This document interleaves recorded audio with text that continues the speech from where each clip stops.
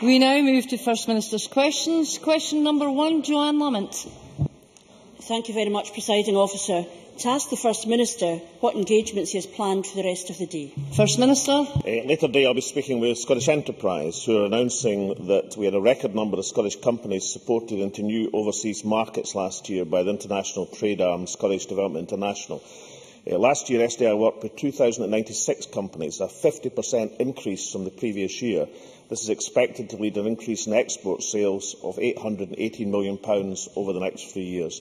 And along with the excellent rise in job numbers yesterday, I am sure these improving economic statistics will be welcomed by the whole Chamber. No doubt we will still have many disappointments in the future. It couldn't be otherwise in a recession, but these are excellent figures for the Scottish economy, which we all should welcome.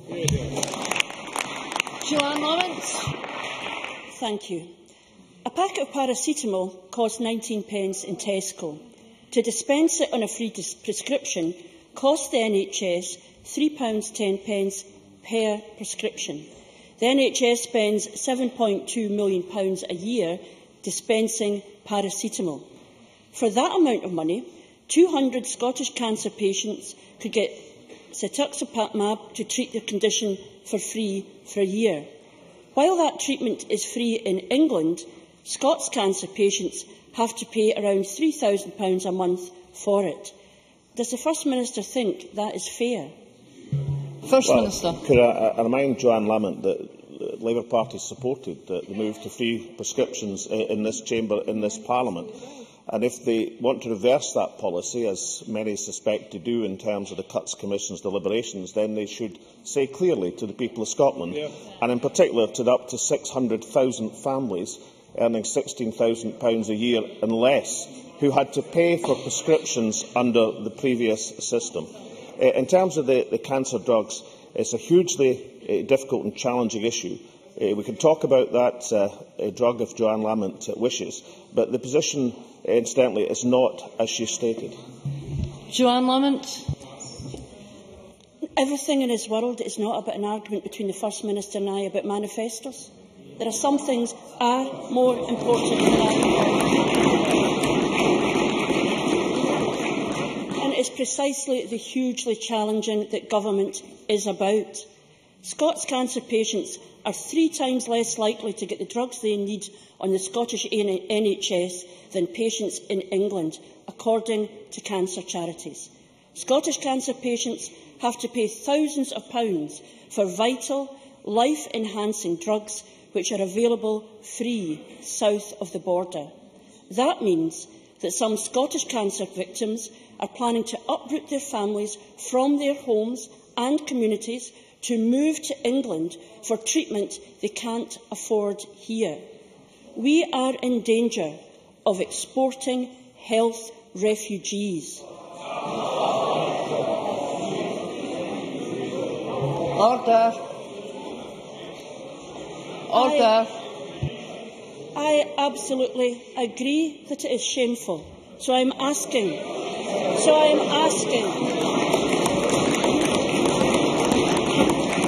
Order. I agree. It is shameful. We are in danger of exporting health refugees. So, what is the First Minister's advice to those families? First Minister.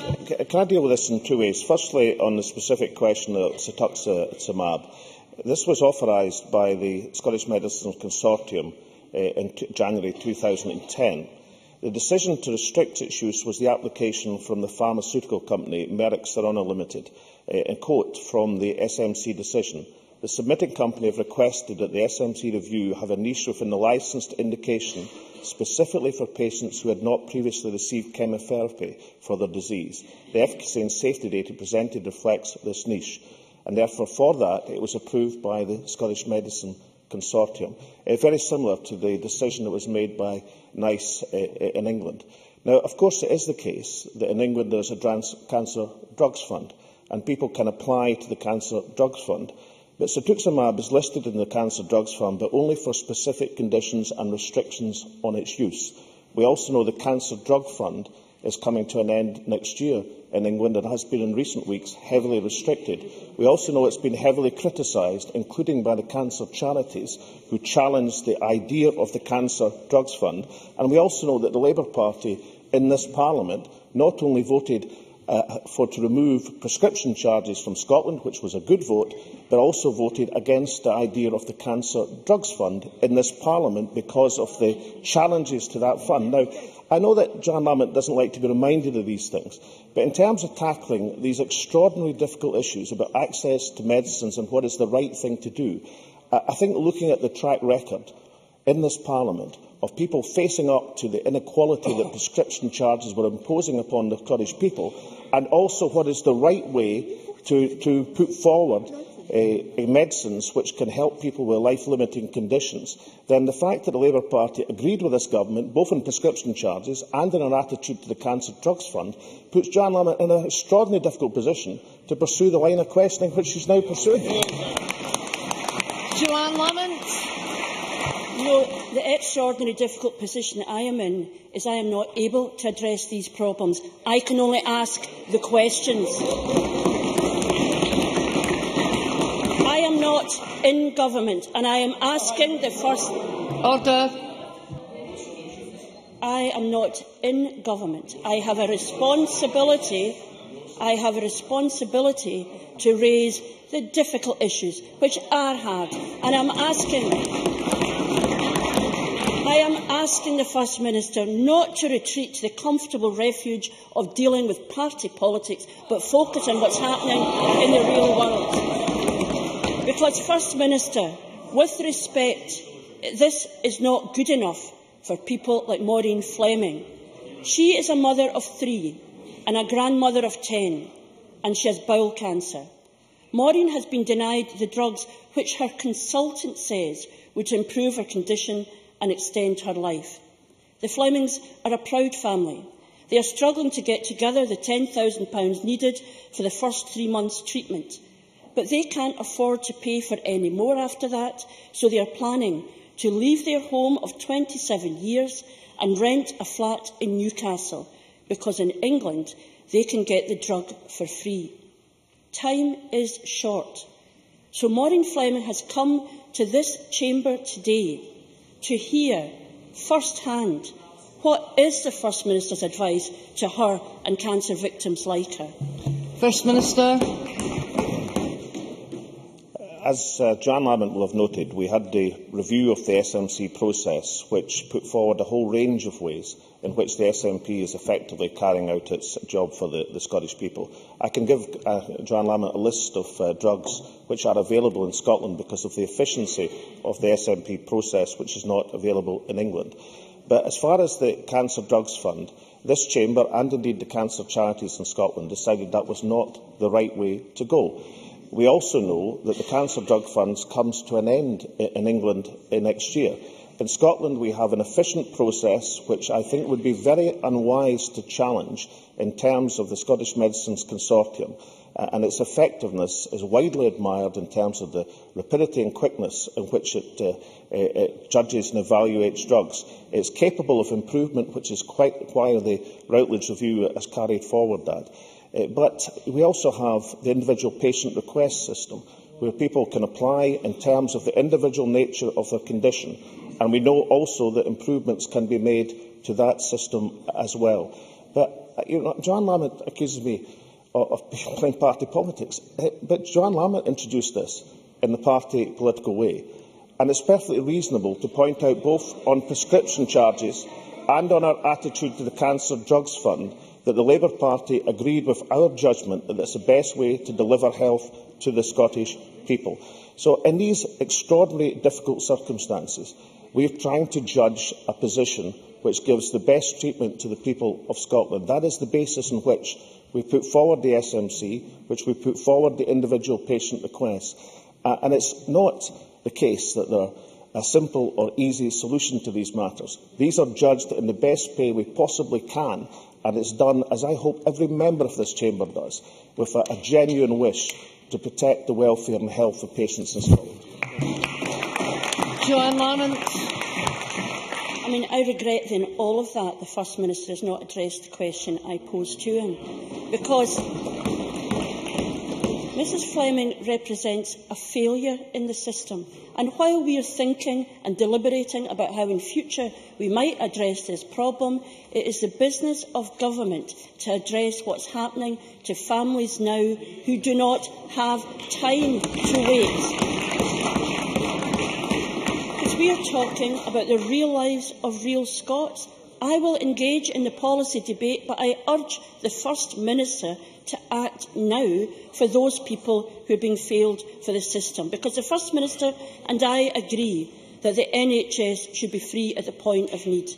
But the reality is, isn't it the case that in the First Minister Scotland, if you have a headache, your prescription is free, but if you have cancer, your prescription can cost £3,000 a month? Isn't it the case that in this Scotland, Scots with hay fever can get their prescriptions for free, but Scots with cancer may have to leave their homeland for the treatment to save their lives? First Minister. When this administration abolished prescription charges, we were in a minority in this Parliament. If the Labour Party and Jean Lamont wanted to stop that and didn't think it was the right move, then they could have stopped it by voting against it. In fact, they supported it. And they supported it, I hope and believe, because they felt that for that range of 600,000 Scots and £16,000 a year and less, it was the right thing to do. If the Labour Party felt that a cancer drugs fund was the right policy to have, then they could have supported a cancer drugs fund in this Parliament. But they agreed with us and the cancer charities that that wasn't the right or proportionate thing to do. There are always improvements that can be made to the system, but the SMC process is a robust and effective system. It's doing the absolute best it can, and we're making improvements. The individual patient request is a good system. And that is why we're trying to standardise it across the nation in terms of looking at the particular aspects of individual patients. But to pretend to people that there is a solution to these hugely difficult questions which are being faced by every health service across the world in terms of the efficacy of what drugs can be approved for use is misleading people entirely. And to pretend to people that the situation in England is either continuing, which it's not, or is satisfactory at the present moment is also wrong. And the last thing I'd say to Jan Lamont, and I've got every consideration and respect for the individual cases, and we've all had constituents in that position, that's how it's done. But we have to look with some regard at some of the information that's placed out by drugs companies in this matter. There was a statement from Roche last week which argued that there was the drugs tourism that Joanne Lamont referred to. We should reflect on the fact that that drug that Roche were particularly concerned about, when it came to the Scottish Medical Consortium, they did not offer the discount on Avastin in the patient access scheme that they were asked to. This is from Roche Pharmaceutical Division, who have got an operating profit of £10.9 billion this year. So just occasionally, in terms of trying to overcome the difficulty of these issues, perhaps we should ask the drugs companies like Roche why they're not prepared to offer to the Scottish people these effective drugs at a reasonable price, which would allow more of them to be approved. Question number 2, Ruth Davidson. Thank you, Presiding Officer. To ask the First Minister when he'll next meet the Secretary of State for Scotland. First Minister. No plans, near future. Ruth Davidson. Presiding Officer, last year we had the embarrassing pantomime of the First Minister pretending to have legal advice on an independent Scotland's relationship with the EU and fighting his way through the courts to guard its contents, only for us all to find that no such advice existed. They'd made it up to cover the fact that everything this government said about the EU was based on little more than wishful thinking. Then, in October, we had the Deputy First Minister promising this chamber that she would tell us how much it finally cost taxpayers for that aborted action. But as of this morning, that information has still not been lodged. So I'll ask again, how much public money was spent on a pointless action to prevent the publication of legal advice which never existed? First Minister. I have to say, I accused Willie Rennie of kamikaze tactics last week. But to talk about Europe and the phrase embarrassing pantomime,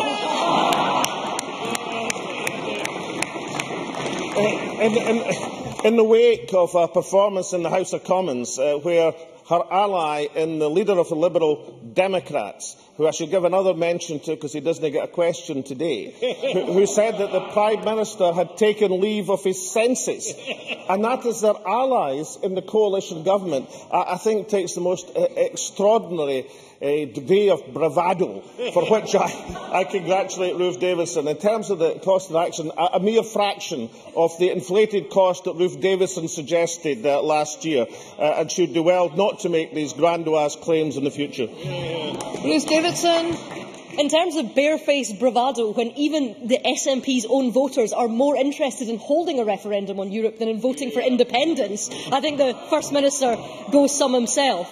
So, despite being promised 7 months ago for that information, it's still being kept secret. We don't have that. But last night we heard from another one of the ministers of this government who says that at last Scottish Government legal advice on the EU does actually exist.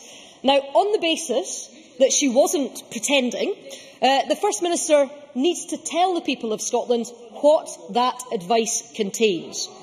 Last year, the Information Commissioner ruled that we had a right to know on this critical issue, and vague promises of edited highlights in a far-off white paper just won't cut it. So, is the First Minister once again going to go through the costly farce of fighting in the courts to stop the people of Scotland knowing the truth, or will he finally reveal what the Information Commissioner says he should? First Minister. That's actually not what the Information Commissioner ruled at all, and I suggest you go back to have a look at her ruling. But what we'll do, see, when you request specific legal advice from the law officers, it's quite normal to then receive it. This is no great, this is no great surprise.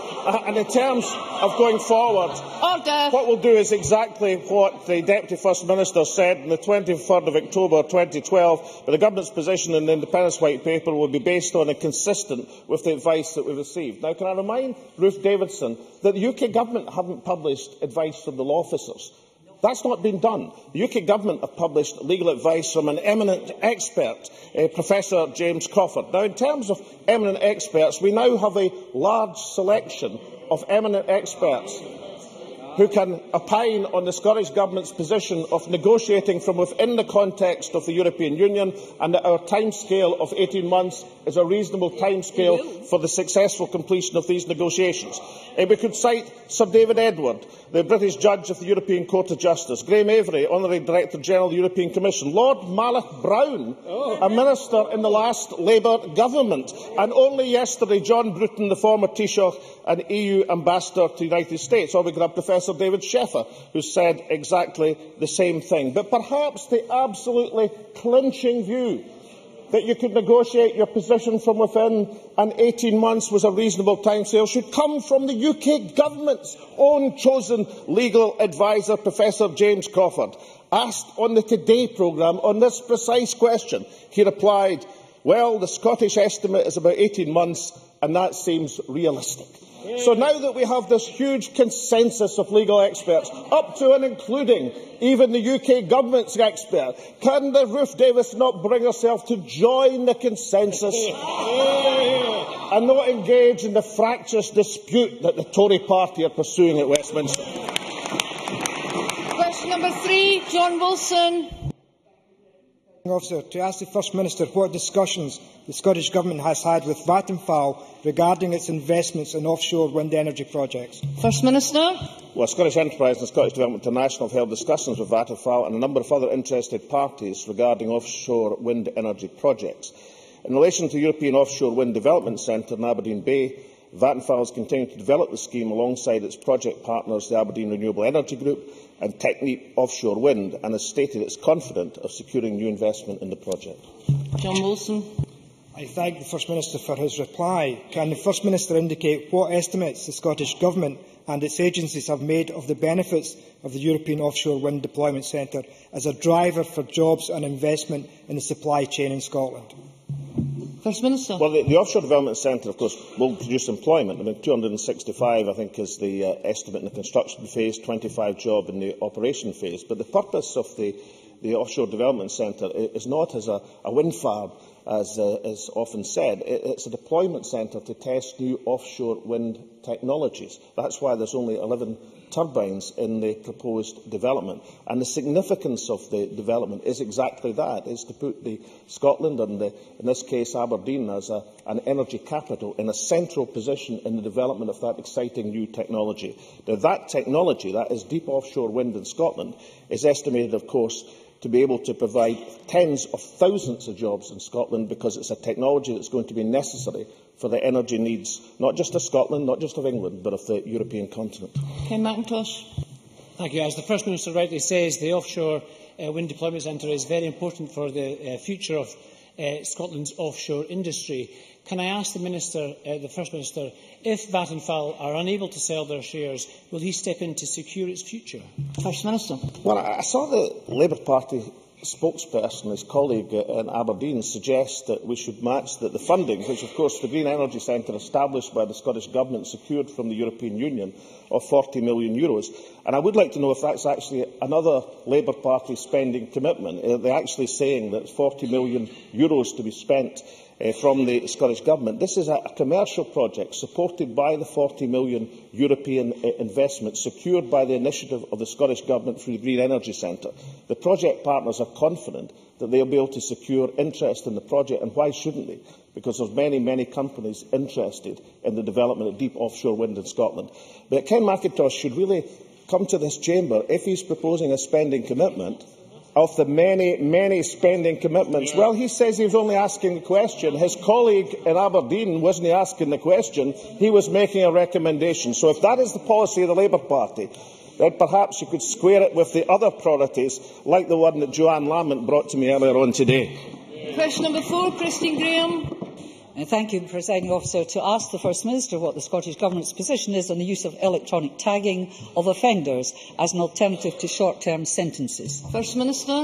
Well, there's very strong evidence that community sentences are an effective alternative to short prison sentences, and that's very clear.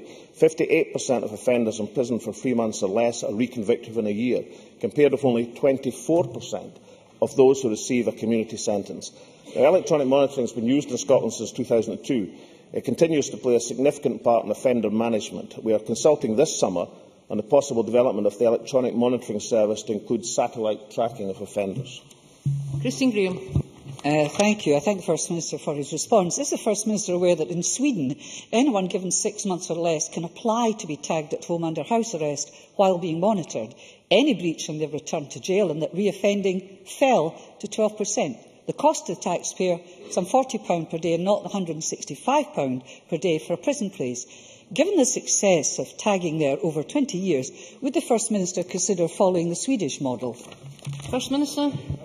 To learn about practice in other jurisdictions. In fact, last week the Government supported and chaired the event at Strathclyde University, which heard from the head of the Swedish Probation Service, and he outlined how their system operates. Now, many of the characteristics of the Swedish system are already in place in Scotland, but the consultation on electronic monitoring this summer will be an opportunity to formally capture any options for improvements. As although we have the lowest crime rate in 37 years, we are always keen to and continue to improve wherever we can. Margaret MacDonald. Thank you, Presiding Officer. I hope you're feeling well. I wonder if the First Minister has had a chance to look in on the debate that we had here on Tuesday, because in that, people that he himself has classified as offenders were split into two camps: those who had electronic tags and could vote in an election, and those who had custodial for the same crime, more or less, and could not vote. I wonder if he agrees with me that there's a matter of equity here that we should look at. First Minister. Well, I read the proceedings of the debate, actually, and I thought it was an excellent debate on all sides as various arguments were put forward. But for myself, I agree with the majority position that was taken in the debate. I think when people engage in crime and receive a prison sentence, then they sacrifice some of their entitlements, the entitlement to freedom, and also, I believe, quite rightly, the entitlement to vote. That's the position I take. But I thought it was a good debate on the subject, which I think did the Parliament proud in terms of how it was conducted. Question number 5, Drew Smith. Thank you, Presiding Officer. To ask the First Minister what steps the Scottish Government is taking to tackle bullying in the National Health Service. First Minister. Well, in 2011 we worked with health boards and trade unions to develop the new Preventing and Dealing with Bullying and Harassment policy, which sets out a new minimum standard for ensuring that all members of National Health Service staff are treated fairly and consistently. In addition, the National Confidential Alert Line went live on the 2nd of April this year, providing a further source of advice and support for staff who fear they may be bullied or are raising concerns about the health service, to report these concerns in confidence and to be reassured that health boards will listen. Drew Smith. Thank you, Presiding Officer, and I thank the First Minister for that answer. The First Minister is right to frequently praises and thanks hard-working staff for their dedication, and he's right to do so. But according to RCN, less than a third of nurses believe if they reported their concerns, they would be believed. Any suggestion of a culture of management bullying is completely unacceptable, whether it's in specific workplaces or more widely, particularly when it would threaten robust whistle-blowing procedures, which we know to be absolutely necessary. So in light of reports that 1 in 4 NHS staff have been subject to bullying, and in the Scottish Ambulance Service more than a third of staff say they've been a victim of bullying, will the First Minister undertake to ensure that the new national whistle-blowing helpline, which he mentioned, is publicised more widely? And will he, for example, agree that the telephone number should be printed on all National Health Service payslips? First Minister. I think the member should be a bit careful with the statistics he is using. That the 2010, for example, staff survey showed that 22% of staff believed that in the previous 12 months they had been bullied or harassed, but 31% of that was from service users or relatives of service users. And I think it's quite important to understand the terms of the statistics. I agree, and that's why we've introduced for the first time a confidential alert line. I don't agree with Jackie Baillie, who seemed to suggest on the radio last week that such a thing wasn't necessary under the great days of the... Well, Jackie Baillie did suggest that on the radio last week, and I've got the extraordinary quote here, which suggests it. I think far more productively, given that this has just been introduced, is how it's being publicised. It was introduced on the 25th of March that the flyers and posters, 158,000 credit card flyers and 5,000 posters were issued to the health boards on that date to promote the alert line. And it's certainly true we are planning further promotion of the National Confidential Line throughout the year, making sure staff are aware of this confidential resource. And I'm sure the member will be delighted to know that includes messages on NHS payslips. Question number 6, Liz Smith. To ask the First Minister what discussions the Scottish Government is having with local authorities regarding access to Gaelic medium schools. First Minister. Well, the Scottish Government hosted the First Ministerial Summit on Gaelic medium education on the 20th of February this year. It was attended by all local authorities that provide Gaelic medium education and leading educationalists. The Minister for Scotland's Languages, Alistair Allen, announced at the summit £90,000 to fund further summer schools in Gaelic communities for trainee teachers, new research on how best to support pupils with additional needs, and the development of prelim exam papers in Gaelic. Ms Smith. I thank the First Minister for that answer. Would he agree with many in the Gaelic community who feel very strongly that the urgent priority, should be addressing the concerns of teacher training, both in terms of the employment of teachers in Gaelic medium education and their retention in areas where there is the highest demand, rather than insisting local authorities spend a lot of their resources in areas where there is no demand? First Minister. I do agree with that, which is why I answered Liz Smith in the way that I did. And she also should know the new posts in the University of Highlands and Islands in Gaelic teacher training, which I think are very effective as well. And I hope that all members, and I know they did because I was asking, took advantage of the promotion of Gaelic education, Gaelic medium education, which has been in this Parliament this week. And I think we should also be delighted to see the indications from public opinion surveys, which, contrary to the view which is sometimes put forward in some of our less reputable organs of the press, that there is this great reservoir of discontent about the promotion of our one of our national languages of Gaelic, there actually is widespread public support, both for Gaelic medium education and indeed for BBC Alapa, which has achieved such outstanding audience figures of over 500,000 people on many occasions, which is a spectacular achievement and should be celebrated by everyone in this chamber. That ends First Minister's question. I will now allow a short pause to allow members who are not participating in the members' debate to leave and for the public gallery to clear before we move on to that members' debate.